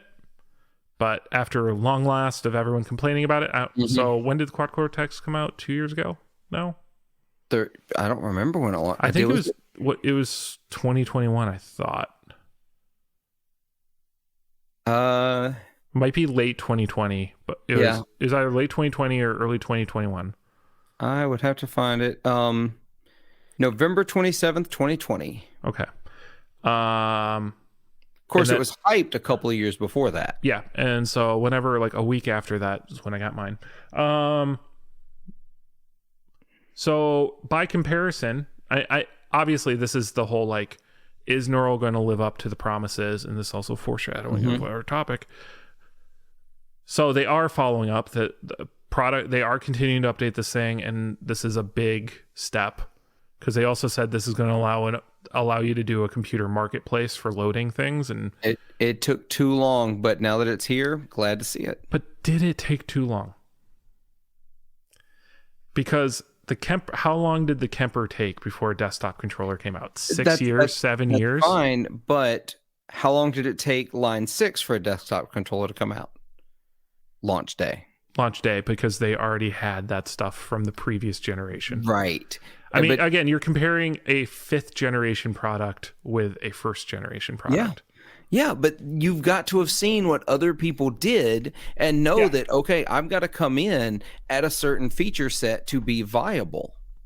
Okay, then with that, let's jump to the main topic, because I think we can't keep not talking about... So let's talk about how Quad Cortex dropped the price, or Neural DSP dropped the price of the Quad Cortex to $16.99. The freaking same moment. It was 2 days before, but yes. It was announced. The email came out that morning. Yeah, they actually quietly dropped the price a day or two before that. So then they timed the email very, very tactfully, because I think I can talk about this because it was talked about over on Guitar Nerds. One of the Guitar Nerds, Jay, works for Fender, right? Mm-hmm. And that morning of the release, Jay messaged Joe Branton and said, "Finally, Tone Master is released." Or something to that effect. And just above it, the very next notification on Joe's phone is Neural DSP announcing the price drop. Yeah. It's like within moments they announced it. So I'll remind people the Quad Cortex came out. It was $1,600 when it came out. So it has gone through a few pricing updates. And I remember part of that they said was because of buying parts for it, because they actually couldn't make Quad Cortexes because they couldn't get the processors for them. Yeah. So they actually redesigned the Quad Cortex with a different processor model. So they actually had to re-engineer the product, and then it came out again. And they raised the prices to reflect it, and it was also a time of everyone raising prices. And they said they have now worked through all that higher price stock and so they can lower the price again because they're able to buy products at a cheaper price now. It's pretty baller, though. Not seeing a lot of people dropping the prices now that the prices are coming down for them. Well, and not announcing it as a sale. Right. It's not a sale. This is, hey, we can make these cheaper now. Yeah. Here's your savings. Having said that, Sweetwater is bundling stuff with these pretty. Yeah, heavily. they are. So you're getting like, there's one bundle where there was like a hard shell case that you could use with it. There was one bundle where they're including a plugin with it, which is an obvious thing for Neural to value add without really hitting themselves at all. Absolutely. Because it's not hardware. It's just, here's software. We're giving it away. Okay, so the Tone Master has come out, and we were speculating about it, and we saw leaks and everything like that. I think the biggest surprise for me was actually the price point as well. Yeah. Because the initial leaks had it showing up as way more expensive than it actually came out at. And we were all like, this is dead in the water if it comes out at this price. I think I figured out why those leaks were, because those leaks were in the UK. And so it was, Fender has been selling, it's not a one-to-one swap. It's not even how sometimes you can say, oh, well, if it's an American company, whatever it's selling for in pounds is the same price it'll sell for in dollars. There's an embargo or something, or there's a tariff on Fender stuff. It's always more expensive in UK. Well, weren't they the target of a class action in the UK for price fixing? The retailers were, yeah. So that could be some fallout for that. Anyway, that's full speculation. But I think that's why we thought the price was much higher, because it was the UK price, and therefore it wouldn't translate directly to dollars. Which I went on record saying usually Fender prices is $1 per pound is a 1-to-1. Yeah, which would have put it at like $1,800, so that wasn't too far off. No, not far. But yeah, so $1,699, you're sitting at the exact same price point as the Quad Cortex and the Line 6. Oh, is that the same? Has the Helix gone up to 1,600? I think so. I think the floor, the full size, or 1,700. Let's see, it is $1,699. There you go. They're the exact same price. So now you're sitting in this league. You just walked into the ballpark first day on the job, and you're sitting next to the veterans on the team and saying, I should make as much as you. Exactly. I should make as much money as you make. Look, all that aside, it looks like a decent unit. It looks fine. But I fully expect there to be more growing pains than usual for this product. It's a little anemic. Yeah. Because I'll put it this way, because they say whatever it is, 50 amp models in it.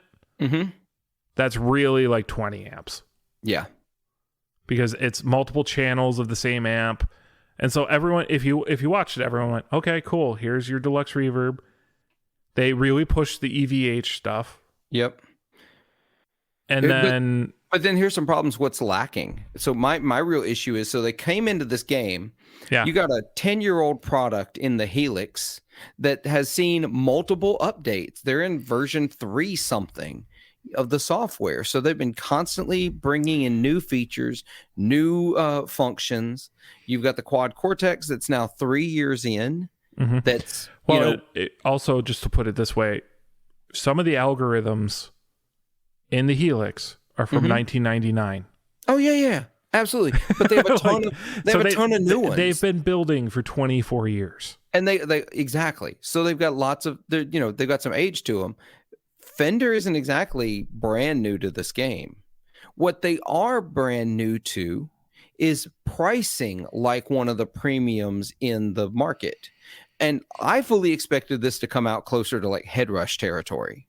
I did not expect them, because to me, they call this Tone Master, but what I'm really thinking is Mustang. you see what I'm saying here? Because up until now, the only thing we've known the Tone Masters do is to pick an amp and model it. That one amp. And suddenly they want us to trust with all of these. Oh, by the way, there's 0 bass content. There are no bass amps in it. Mm-hmm. So there's screw you, bass no player. tweeds. There's a 59 bassman. Okay. But that's it. That's the tweed. A 59 bassman. No tweed deluxe. It's gonna get sold and people are gonna buy it on the Fender name alone. They've been claiming we have twice as much processing power as the Quad Cortex because they've got 8 processors. Well, yeah, but are those 8 processors actually more powerful? Exactly. So number means nothing. Also, 5 of those processors sitting there bored to tears because you haven't put any features in it for them to use. Just for some comparison here, let's go to AMD versus Intel, right? Right. So AMD has more cores than Intel has for a long time on their recent stuff. Intel still has a faster core. Yep. Or they did for whatever long.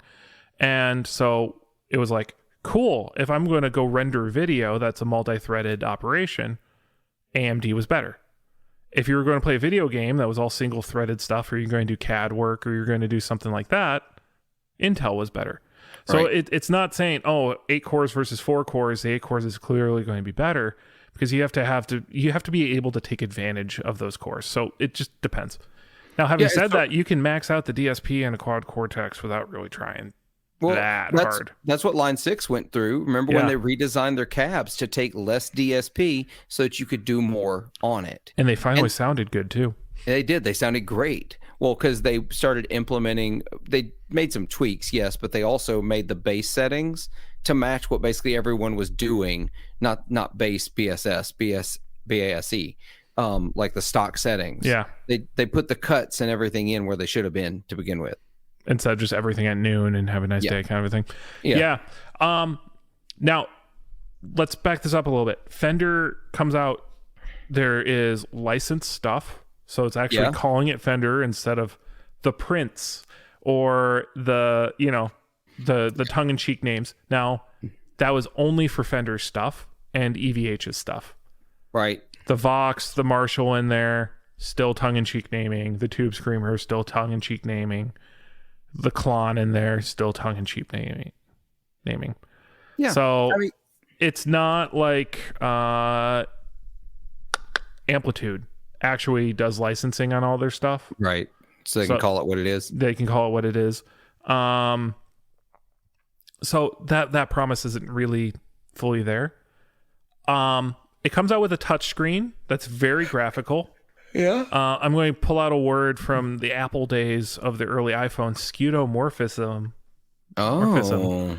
Where it's a lot of the graphics are meant to look like the real world object. So if you remember like the old apps in iOS, you used to have like the games table looked like the felt of a pool table. And like there were a lot of those kind of themes, and they've moved away from that design aesthetic on all Apple stuff. You probably don't remember it at this point.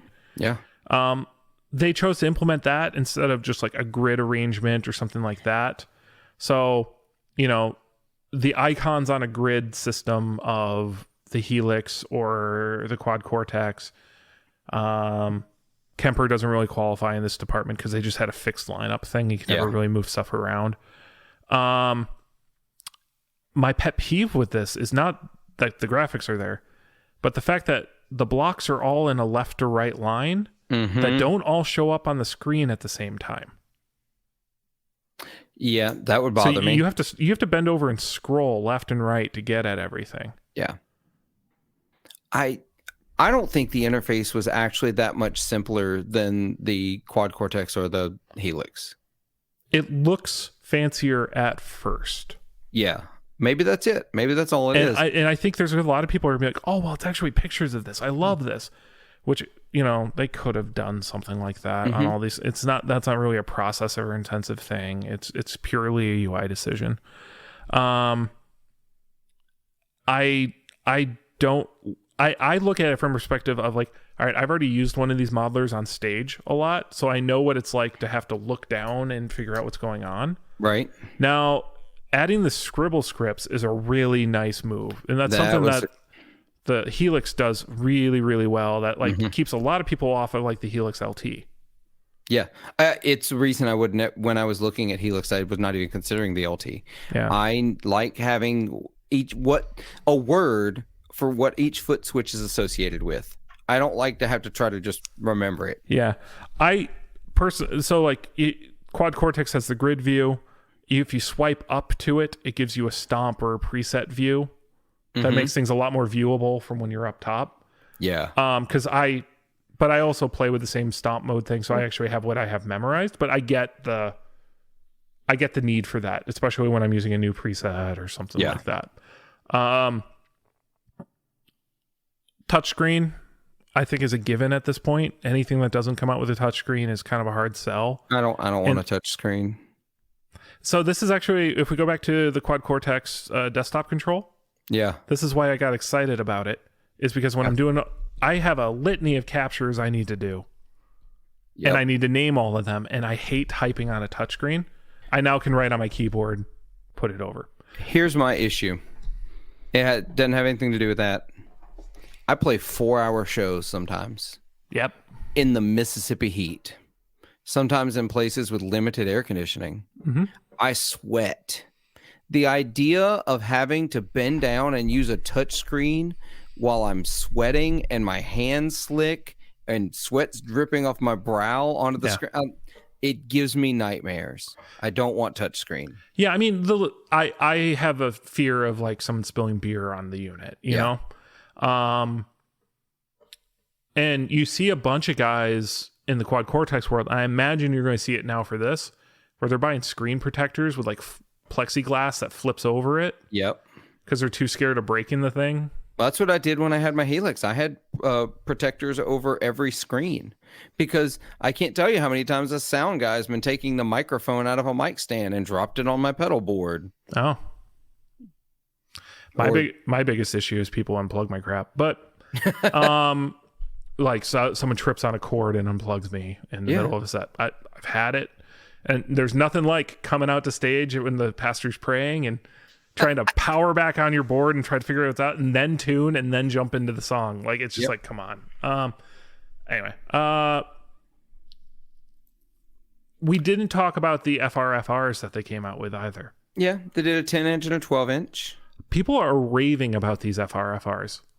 I think they look rad. I like that they kick back. I like the way they kick back better than the way the Line 6 ones do. Yeah. I mean, it looks like a Fender amp on stage. It looks like a Hot Rod Deluxe on stage. I was about to say, I think going with the Hot Rod Deluxe aesthetic was an interesting choice.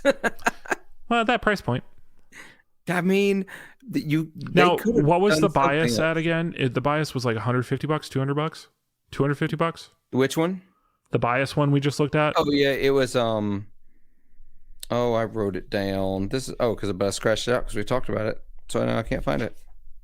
Anyway, it was $269. $269 versus $550. Yep, $550. I think the how much is the Power Cab Plus and the Power Cab by Line 6?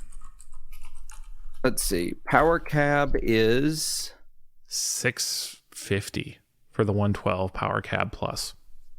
Yeah, for the Plus, and then that's down from $850. Good yeah, and Lord. The standard is $499 for the non-Plus. How much does the powered Kemper Cone go for? I don't know. So with the non-powered cab, the non-Plus is probably more akin to this one. So the Kemper cabinet 200 watt 1x12 is $540. So okay, so not unheard of.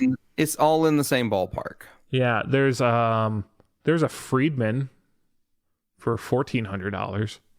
Yeah, no, it's 500 watts. So I mean, there's also Mission makes one. It's actually not that original to have a powered thing that looks like a cab, and everyone's really been obsessing with it, even though it's not really that new of a thing. Right. But it looks like a Fender cab, so we're all excited. Nostalgia. Yep, that's it. It's just nostalgia, which is fine. Whatever. I am not impressed with the Tone Master Pro. I'm just not. It doesn't. If it was $1,000, would you be? I wouldn't buy it, but at $1,000, I'd be really excited about it being on the market. So someone brought this up, and I think it was Rhett Shaw brought this up, or he was the first person I heard say it, of the how much you want to bet Fender charges for updates. Yeah. Yep. Oh, you want the tweeds? Yep, that's going to be even if it's something like $15. Yeah. It feels like where they are right now. That would be par for the course. Yeah. I've heard a lot of people say it does Voxes really well, and it does the Fender Deluxe Reverb really well. Yeah. I've heard the British stuff, the Marshall stuff is just isn't there. I found a lot of the high gain stuff sounded really dark. Which is weird. In the set demos, yeah. Because I feel like that's what the Line 6 and the Quad Cortex do better than, well, Axe Effects, but again, we said Quad Cortex does high gain, what was really a high gain thing. Exactly. That clowns like me started discovering the Edge of Breakup stuff on. But Rhett Scholl's demo was a really interesting one because he seemed to have an issue that was slightly audible on everybody else's, but it wasn't really as pronounced as Rhett's. Yeah. It was also really interesting because Rhett's like, well, I just plugged it in and I started playing. So it's really a curious thing of what happened with his. Yeah. And he plugged it in, updated it, and then started playing. Yeah. He was the most recent update. Okay, so maybe the update had something to do with it. Maybe not. I don't know. But there was this real harshness where I would say it sounds like the preamp clipping before it actually hits the simulation. Like it sounded like the digital preamp clipping at really high frequencies, which could have been like an impedance setting or something. I'm not sure. No idea. It came across a little like nope, never mind. I have no way to illustrate. I can't think of it sounded like a bad plug-in with your audio card not set up correctly. Yeah. Like, so you were playing through like Guitar Rig. It just sounded fine in a lot of the demos. Some people were getting, really giddy about it, but I was like, it sounds okay. It sounds, and then also there's not enough effects in it. It's missing a lot of effects. And I think Fender has yet to really find a way to grab a foothold in conventional effects pedals yet. They've released some good stuff. I liked some of the pedals, but they haven't been anything consistently enough to make people really think of them as a pedal company. Mm-hmm. And now you launch a premier flagship modeler. And that actually, I think, builds into some of our skepticism about this unit. Yeah. That I honestly don't expect an update to it. I'll be honest. When it comes to modeling, Fender has done nothing outside of the Tone Master when they really laser focused what they were doing. Mm-hmm. On the general side, they've done nothing to give me any confidence in them being able to do this to any actual consistent quality. Did they make a Tone Master head? Could they? They did. You remember the Cyber Twin? That's what they made. I know. I remember the Cyber Twin. Yeah, but the current Tone Master range is all combos. It's all combos. But hold on, I need to come back to the trauma. I'm just realizing why I don't trust Fender to do this, because I played the fucking Cyber Twin. Oh, your poor back. I tried to get good sounds out of that thing. It was awful. I don't care what any artist who was paid money to endorse it says. But it had motorized knobs. Yeah. That broke. It broke real quick, which may be where my trauma around trusting the Chase Bliss motorized faders comes from. Apparently that amp traumatized me more than I thought it did. Well, also motorized faders on mixers, the first couple generations of those were pretty rough too. They were very bad. Yeah. So I don't know. Maybe that's it. This isn't an arena I trust Fender in. And I feel like the jump from their Mustang series to the Tone Master price wise is just, I think that they're punching well above their weight and not winning. It's like when Boss did the Waza amp. Yeah. The Katana was like way too good for the price point. Yeah. There was and no then reason. The Waza amp, we were like, no thanks. And then we all hacked the Katana to get the Waza amp models in it. And honestly, that's an interesting one that I started thinking about when we started talking about this discussion. I was like, if Boss just came out with a Katana in a box for $600, $500, $600. Yeah. Right? Not an MS3. Nope. Not the GT. Not the 1000. GT core, 1000 core. Just called it the Katana, and it was like $450. But they actually did the whole, all right, it's all the Boss pedals. Yeah. by name licensed in there the way that MS3 actually was. Yep. The MS3 was awesome once you dialed into the controls. It would just suck to do program it. Yeah, because Boss's interface is trash. Yeah. Which keeps me away from Boss multi-effects, even though they sound really good.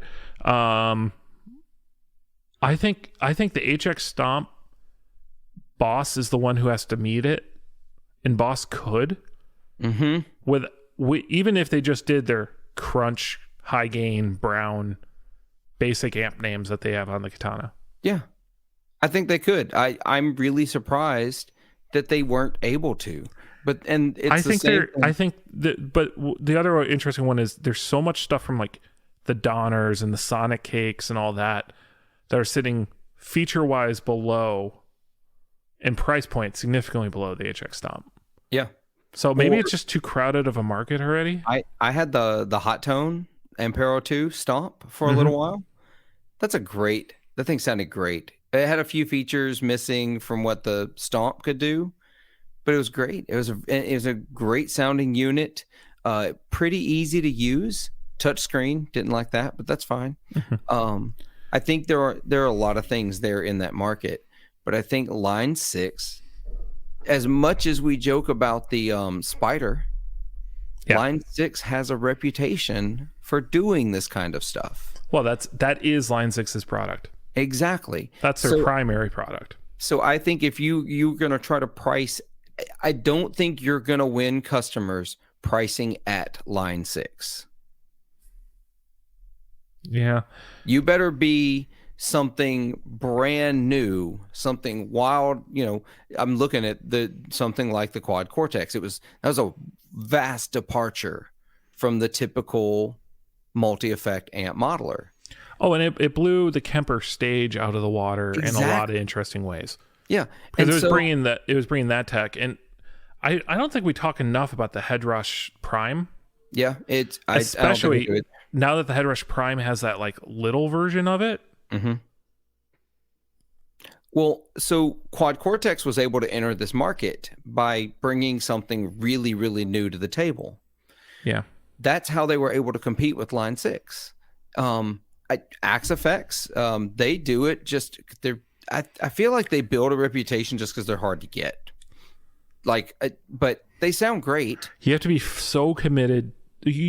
Where can you try an Axe Effect? You can't. I mean, Kemper has this problem too, but actually there's so many used Kempers everywhere now that you can actually get your hands on one and try one. Yeah. I mean, they have a retail location now in Chicago. Oh, nice. They have a Kemper store here. Really? But it's Chicago and Germany. Interesting. That's it. I don't know how that relationship started. Yeah. And you book appointments there. I think part of it is I think they coach you through how to do good captures. Okay. It's like you show up with your amps and your Kemper, and it's almost a service. All right, show up with your stuff. We'll mic it and do it. It's almost a studio day, right? Yeah. So all your recording studios trying to look for a way to make some extra money on a half day or a one day. There's an opportunity. But yeah, to the point though, Fender isn't bringing something brand new to the table. There's nothing brand new about what they're doing. They literally took bits and pieces from everybody else. They don't have a reputation to lean on in this market space. And they just spent, I don't want to talk about how much money in marketing on this thing because it was literally flipping everywhere. Yeah, it was, remember the Acoustasonic Jazzmaster Revolt? Yeah. It was mass release like that. Yeah. I mean, it was like the event, and you saw people literally you saw some of the demoers go and buy one to try it out. I mean, a lot of them also had retailer relationships where they didn't feel as bad about returning one after they're done with it. But, yeah. But I don't think that Fender has the name in this market space, specifically the modeler. I don't think they have the product, and I think they've priced themselves too high out of the gate to not have all the ducks in a row. Yeah. I mean, they literally launched with a USB port on the back of it that even they don't know what it does. Oh, that sounds like Kemper. Yeah. the Ethernet jack that suddenly started working. Or actually, here, my favorite one, the USB port didn't work other than factory updates on the Kemper for the longest time. Then they had the desktop editor, and just recently, they now can operate as a USB interface on 11-year-old units. With a software update suddenly enabled that. It's insane. Yeah. That means they knew they could have done it. They just haven't gotten around to coding it yet. And they're a small little shop with no intention of ever being more than a small little shop. So, like, I think AxeFX has a little bit of that too, where they're like, no, we don't want to become Line 6 and become acquired by Yamaha. Right. That's not what they're after. Yep. So, all that to say, just to the Tone Master, it sounds good. It sounds fine. Yep. I think it's overpriced for what they released, and I have a hard time trusting Fender in this market space. Fair. I have a fun counter. I got one last question to close this out. If this piece of hardware did not have a Fender logo on it and was released as Amplitube with Tonex in it in this form factor, would you be all over it? At this price point? In the low thousands, let's call it. Like 12, 13 range? Yeah, Headrush Prime area. Yeah, then yes, at that point, I would have thought this is interesting. So, IK, you have the technology. Yep, they literally have it. Between the Tonex now running, since Tonex runs in Amplitube, you have all the licensing, you have the expanded purchasing model. I think IK is the real last person to enter the space that's relevant. Yep. That hasn't. I think Tone Master should have been an amp head with all these features in it. That could have been really rad. Again, I'm having Cyber Twin flashbacks, but yeah. Cyber Twin was a combo too. Yeah, was more of a combo than was it. They had a head version though, didn't they? I think they did. Yeah. This just goes back to our previous discussion of like Fender never was able to market anything other than combos very well. Yeah. Once they developed the deluxe reverb, it was like, oh, you're a combo amp maker now. What if we threw 6 speakers in a combo amp? Or better yet, that was 6 10s. Let's do 4 12-inch speakers. In a combo. In a combo. You got to shake that reverb tank, bro. Having gotten to play through one not that long ago, let me tell you, man, that thing will it'll move you. Yeah, your guts get realigned. Your whole body just starts sliding backwards. Yeah, it's like that. People going in the room and playing Plexi at 10. I have played 100-watt Marshall on 10, and I really shouldn't have. really shouldn't have. One of the more painful experiences of my life. Yeah. Well, speaking of shouldn't have had, we should not have gone this long for this episode, God. So we should probably wrap it up. Yeah, dude. So, yeah. So let's land this plane. Philip, thank you for joining us. Where can people find you if they haven't already? If they haven't already, anywhere you listen to podcasts, on YouTube, and also 40wattpodcast.com. There you go. And all the links there. Anything fun in the coming up here that you want to tease? No, I don't think so. We'll see. I've still got that amp in my cart. So fair enough. If you want to find us, go to theeffectsloop.com. You'll find everything there. Our Facebook group, our Instagram, our merch. We still have merch. It was running on sale the other week, by the way. Oh, wow. Yeah. I was looking through it being like, oh, maybe. I've really wanted our logo on a shower curtain. Every time y'all mention it, I think of the shower curtain. I'm like, oh. I was trying to remember. There was something in there that I was like, oh, I could do that. I still have the coffee mug. I use it all the time. It's great. You can also email us at theeffectsloop@gmail.com. And also sign up for a Patreon. If you are a patron, you heard almost an entire hour pre-app with me and Philip. So there's 3 hours of content with us this week. We've been talking for a long time. We haven't talked in a minute, so that's true. Which also we need to start talking about possibly another Nashville trip. But yeah, dude. We'll go on double dates now. It'll be fun. Yeah, it'll be good. Fun. As long as they don't start wooing. Yeah. And then, especially in Nashville, yeah. The last one is so patrons, if you join our Patreon at any level, you get our episodes early when they come out through exclusive Patreon feed. That includes the pre-app as we're getting the show ready to go, and there's often cut content and other fun things like that happen in the pre-app. Or other times you just hear how Diaz just can't get his life together, and to sit down and have a conversation. It's really entertaining because you hear me lose my mind. But at the $5 tier, you also get a backstage access to our chat room group where there's a constant discussion about new gear coming out with, frankly, people I rely on for expert opinions like Philip and some others that are in there. So it's a fun little place to be if you're really into gear. And the last person to thank is Electromotive Sound. Check them out. Check out the Clone V3. Ping him. Say the effects loop sent him, and you want a new phaser. Yep. Gotta do it. With that, thanks for joining us this week, Philip, and have a good week, everybody. Bye. Bye, y'all.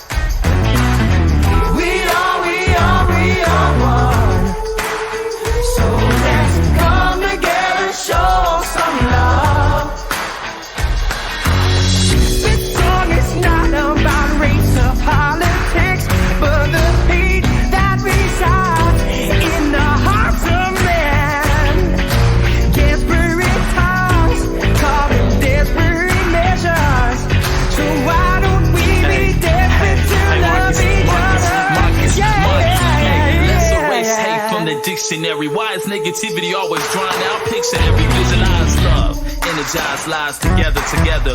We undefeated, a plan to make where there's no gloves needed. When we weed into the mindset of achieving and believing in community that remains happy. Never after, the world should be one. Hate annihilated, every heart is one. Love again, so don't buy the hate, don't separate. We're strong.